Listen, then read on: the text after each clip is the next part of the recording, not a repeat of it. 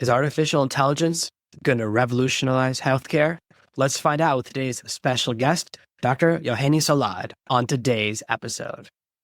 Now, I'm really excited to have you here because usually healthcare moves very slowly because there's a lot more red tape because there's so many things that are important, like patient confidentiality, and we require longer studies. And what we've seen is that some companies just jump right into AI super fast. But in healthcare, especially, we have some more protections that kind of require a little bit of a slower transition. So do you think that's a benefit for like hospitals and doctors that they can make a little bit more cautious decisions, or do you think it's going to leave them behind? Jonathan, thank you for inviting me. Things designed for a reason. And I know we like to blame a lot of healthcare participants in slow rate of adoption.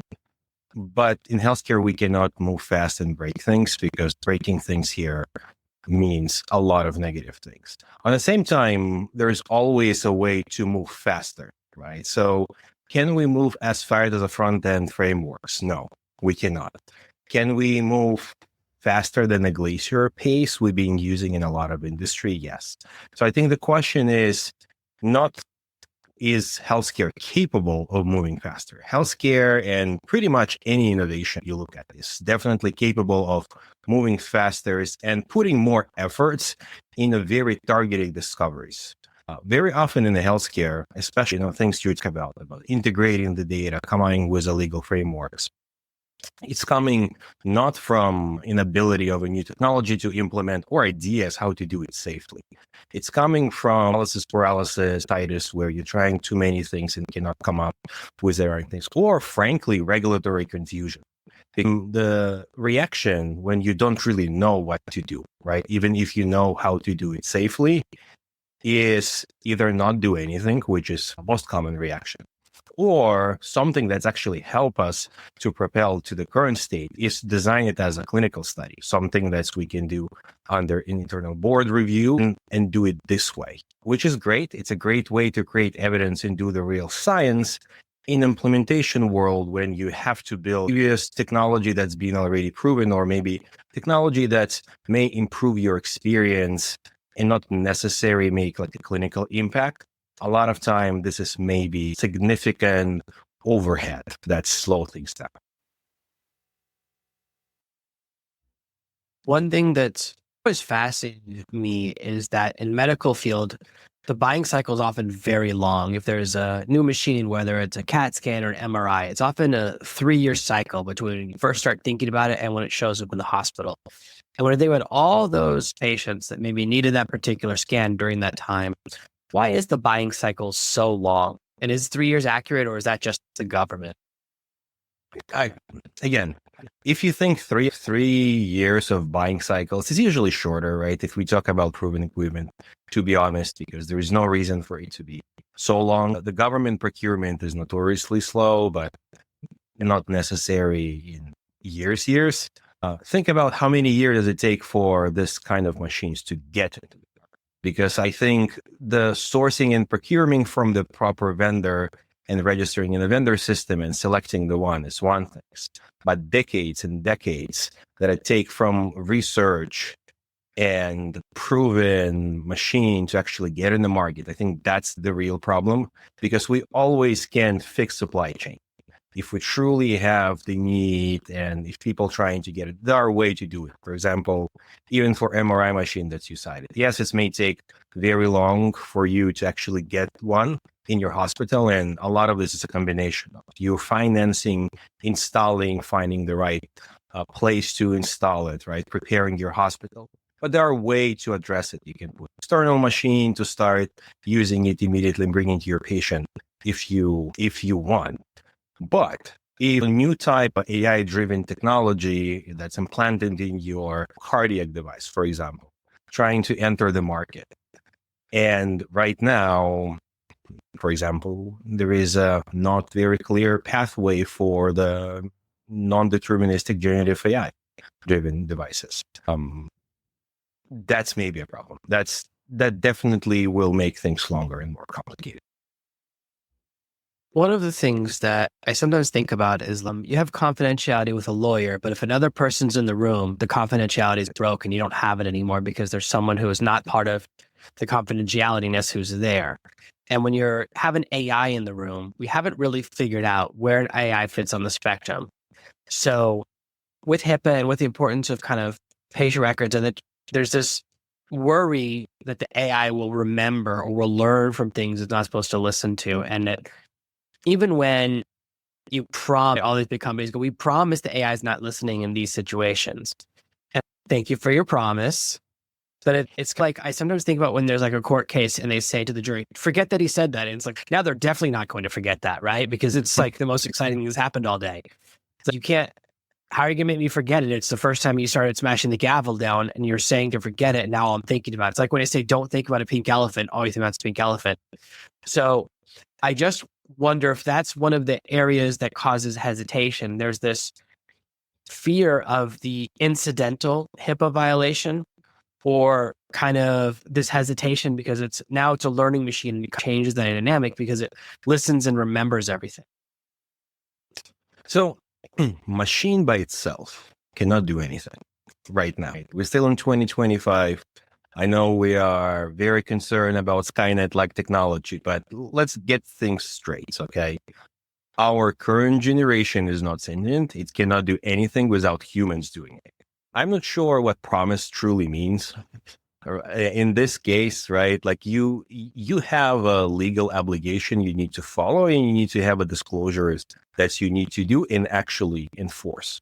So, for example, from the ambient documentation, like the data collection, for example, when the doctor putting a technology in the room, when I'm seeing you as a patient or someone doing it, in this AI tool doing my notes, right? It's helping me to document faster, which, by the way, is a great thing because it's helping so many clinicians not to stay longer at the job and cutting pajama times. The way system implemented, it's used for one particular documentation part, and then as soon as the visit is done, it's removed, right? If I have to reuse it for anything else, for example, model improvement, I need to have an explicit agreement, which is not promise, it's a legal agreement with the vendor to actually purge the data. And when I buy it as a software, have to review it. It's actually part of my responsibility as a clinical leader and IT leader to ensure that I understand how my data being collected, reused. Can it go outside of intended use case, even in an anonymized perspective? I think that's probably the biggest fear you verbalize, because unfortunately, we have a lot of instances where vendors may get out of agreements with a healthcare providers or maybe technology company, anonymize the data, and then start reselling this for the outcomes. A lot of things need to stop. And frankly, some of the delay in bringing smaller vendors that may allow you to actually do fast experimentation is related to that exact point. For example, every time I bring a vendor that's new and doing something basic from a data perspective, I need to ensure that the vendor not just have it in writing, but truly knows what they're talking about.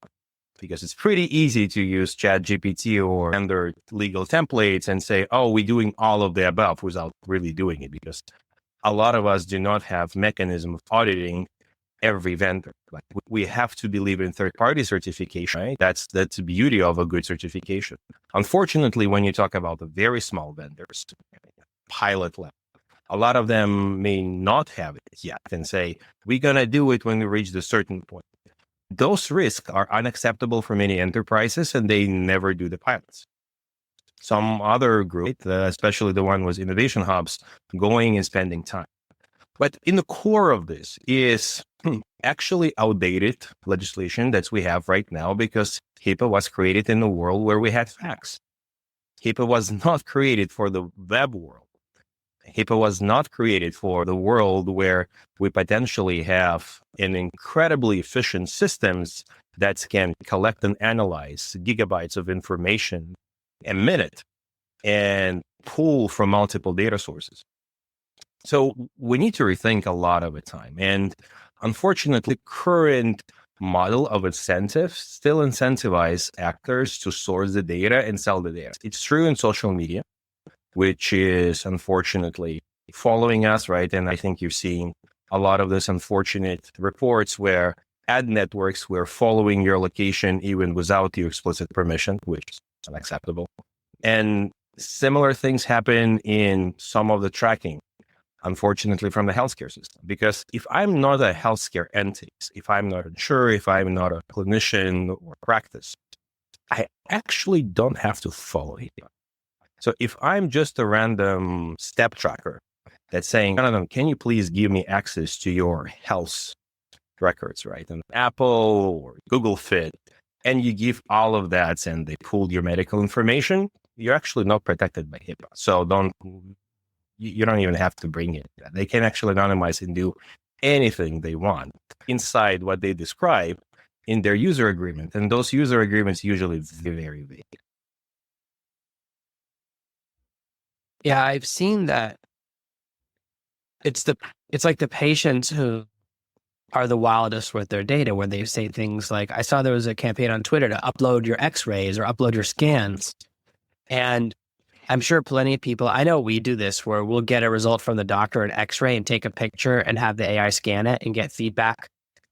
But try not to, certainly not your entire set of medical records, right? So sometimes it really helps to understand something, where you get a prescription. It's like, what does this drug do? What does this drug do? So there can be some usefulness there, but certainly there are people who maybe they do upload their entire record or to a social media platform, which obviously is like the wildest decision you can make. That we see more and more where people, like, they share more and more of their private lives via social media. Like, they want to be an influencer and they share like stuff that you would never talk about, or places you would think are super private. Now they're doing dances, and more private information's in the background of these videos, and the AI can scan everything. So we're starting to get into this world where data is just everywhere. And I'm really fascinated by the thing with 23andMe, right? Everyone gave 23andMe their most intimate data, right? Their genome. And then it's the board of directors resigned. Their idea of like DNA health never worked, or the research part never worked out yet. And they're running out of money. And if someone else buys all of that data,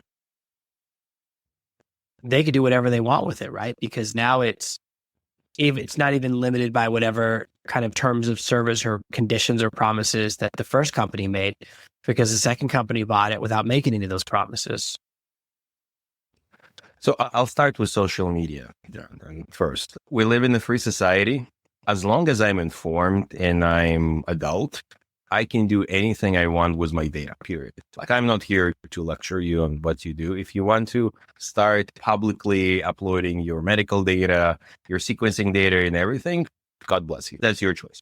And there's certain benefit to a lot of that, right? Like co-discoveries, especially for rare diseases or some of the things that's maybe harder to manage, and you're learning from community.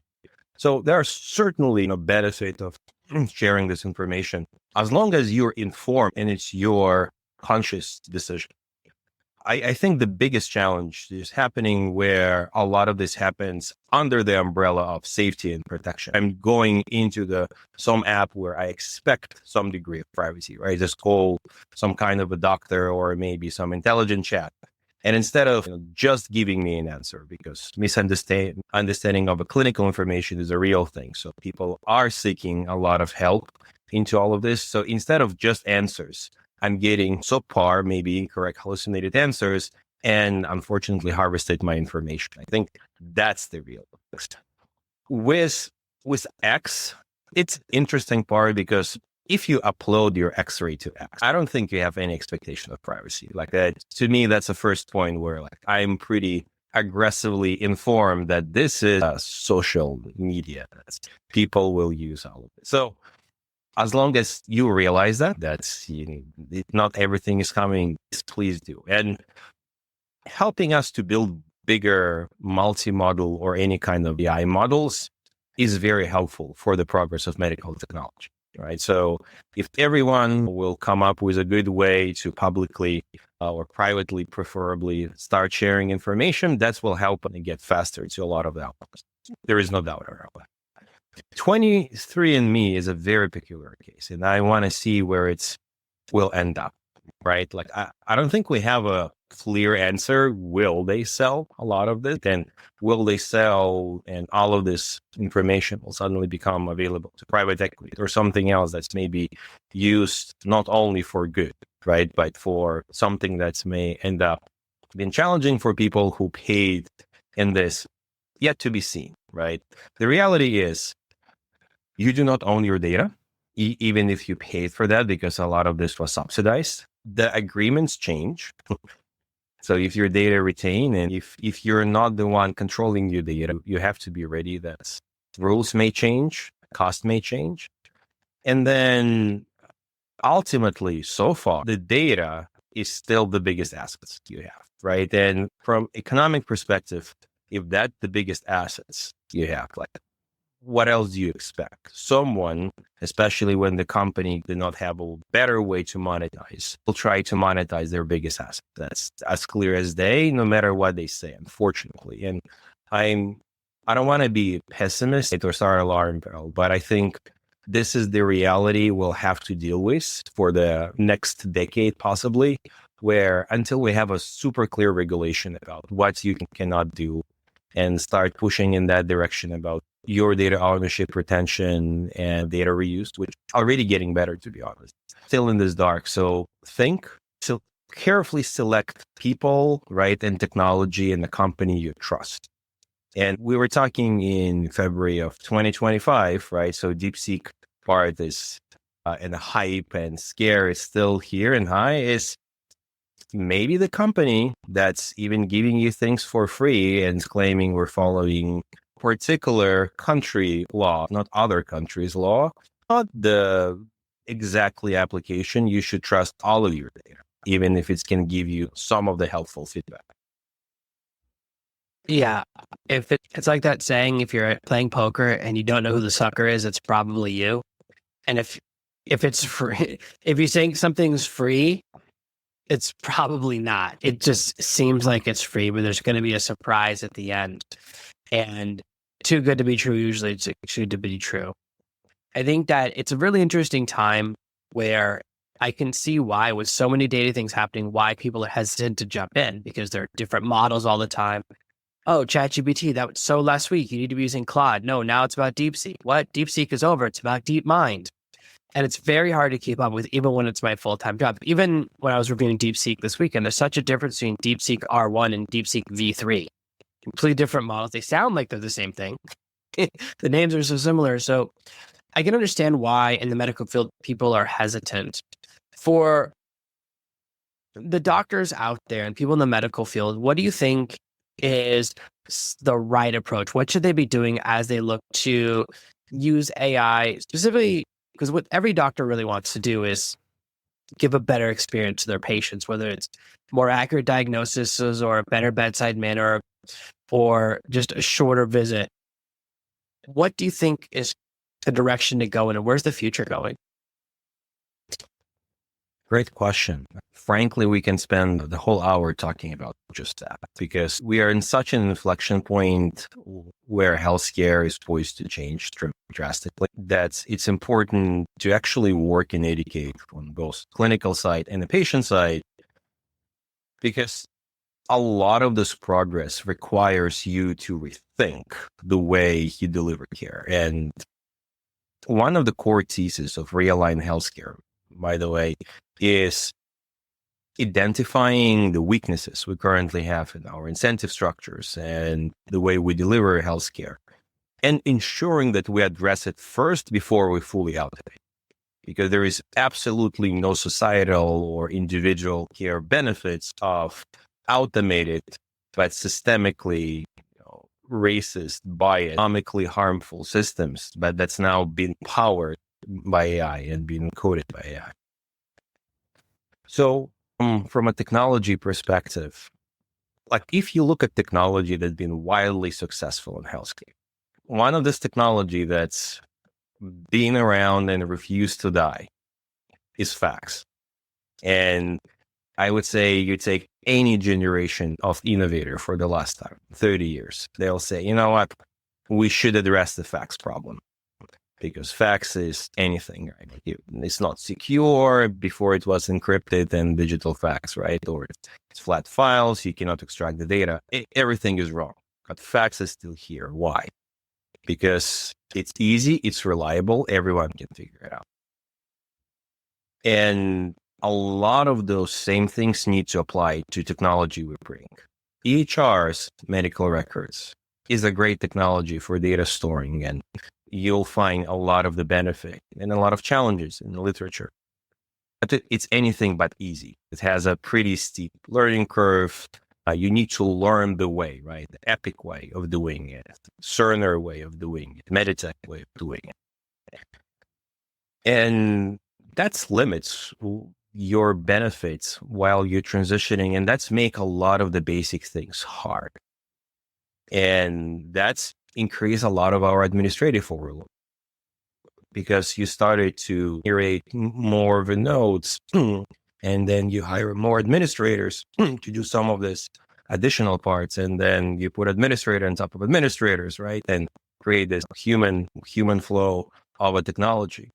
And now you have a lot of AI entering the picture that can help you. And now you have to balance excitement of, I have, for the first time, I have this incredible technology that can work with unstructured data and sell me all of these things. With the fear that you realize, because you work with a model, is this is non-deterministic technology. And very often, if you ask the same questions 4 or 5 times, you will get different variation of your answer, like depending on your temperature setting, but still, it's not going to be precise. Healthcare like precision. That's why we like facts. That's why we like actually forms with checklists, because very often there is not enough variation, especially when you're talking about particular conditions, right? Or particular fields. So the way you have to start look at that and deploy is to find a scenario where your human feedback, right, where your reinforcement loops are strong enough for you to capture those tails of errors that the system may capture. That's why people started working well with ambient documentation, because ultimately it's working almost like smart intern.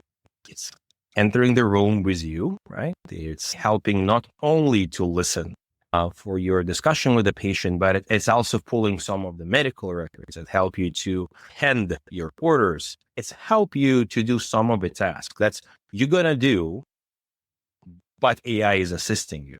But ultimately, it's your responsibility, and it's expected that you as a clinician will review every single line, every single order, and place it. So from a technology perspective, you may have incredible incentives on, can we just automatically deliver care? How can we start doing this integrated healthcare pods that you're walking in, you're getting a full assessment, AI doing incredible things, and then writing you an order, or you go the full triage and getting a treatment. And there is a reason why, unfortunately, a lot of these companies are not around, right, or bankrupt or restarting once again. Because even though from a side, healthcare may look, what can go wrong? It's actually specialty, right, in the medical field with incredibly long tails. And AI can do relatively well, right, within a few deviation of the norm. But all those tails of patients, of condition, of information, all of those tails with unstructured data that you cannot present well, because AI doing very well in the widget style things, are very hard to do with the current generation. I'm not saying it's impossible, right? Like we likely will get progressively better, but we need to ensure that we innovate within few standard deviation of things AI can reliably do well, and do not burn the bridges with regulators, with patient trust, with clinician trust by doing that. Because if we start doing too much too fast, we definitely will have negative outcomes, which lead to more regulation, which slow down innovation. Yeah, I think you're exactly right that it's finding that path that's not too fast and we make mistakes and not so slowly get left behind. That's the trick. I really do appreciate your time. I think this is really valuable for people because more and more startups and more things are happening in AI and medical space. And it's one of the places where people, just like when PubMed and WebMD first came out and you could suddenly look up what you have online, people just begin self-diagnosing more and more. And so we do also have to find that area where it stays useful without kind of indulging. Because if you ask in the right way, the AI will say, oh, yeah, you definitely have what you think you have. And it starts to create a cycle. So I think this is really useful to help people have a more methodical approach. What's the best place where people can see what you're working on now, find you online if they want to hear and learn more about your projects and the amazing things that you're doing? First, please stop by to Realign Healthcare, the podcast that we started in the fall with a few of my colleagues, talking with the industry leaders around the way. We need to realign the incentives in our current healthcare system to help actually lead to better automation. And Twitter, I'm pretty active on both. Please connect and happy to engage in discussion. And from innovation perspective, John, the healthcare is such a great field for innovation because all of us have personal stories. This possibly is one of those fields where, in contrast to nuclear physics, you will have at some point in your life personal experience, and you will have a strong opinion of what can be the way you schedule your appointment, the way your family member was treated, the way unfortunately maybe you've been treated or anything else. You will have an experience with that. And what a lot of those tools are doing right now, they are democratizing access not only to the PubMed-like information, but to very specific domain knowledge. For example, when 10 years ago, we were working with startups, and the startup will come and say, you know what, I don't really know how to integrate with EHR because I never heard of FHIR or I never heard of a mop mapping, so I don't really know. We would say, yeah, it happens, right? That's relatively small domain. Right now, there is absolutely no excuse. Because if you go and you ask ChatGPT, free one, you don't really need a fancy model, and say, how do I integrate with a healthcare system? Then you say, I want to read blood pressure and write blood pressure. You will get good enough description and FHIR resources. And I think that's part of the power. You don't really have to do a very fancy, new bleeding edge, decision support, innovation, medical robotics. But this power of many of democratizing like individual groups and developers with the access to the very specific domain knowledge, and based on infrastructure we already have, at least in the United States. Like you already, based on 21st Century Cures Act, can access your information from your providers, from your insurance. You can request that. You can analyze this and you can build a system around. This part is very powerful. Amazing. It's got me excited for the future. Thank you so much for being here today for another amazing episode of the Artificial Intelligence Podcast. Thank you, John.